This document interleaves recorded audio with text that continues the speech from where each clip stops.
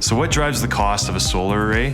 Generally, it's a number of considerations, the first of which is what's the roof type?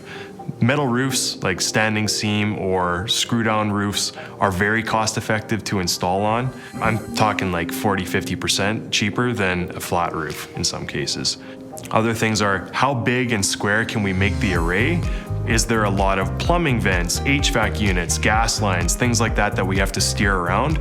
Because that adds cost, that adds complexity. Buildings that are very tall tend to have higher uplift forces on the top of those buildings, which means that they need more structural requirements to hold them in place. That also adds cost. Buildings that are installed in a county versus in the city tend to be cheaper just due to permitting requirements and what's required for engineering. The distance from the array to the main electrical room, how complex is that route going to be? Generally, we find industrial buildings, you've got a lot of flexibility with how you're going to run your pipe and your wire, so that brings the cost down significantly.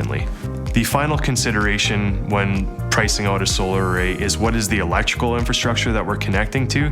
So that could be, is it a splitter? Is it a main distribution panel? And then what voltage is it? 480 volt is the most cost effective for us by far, but 600 volt also works. And finally 12208 kind of in a distant third.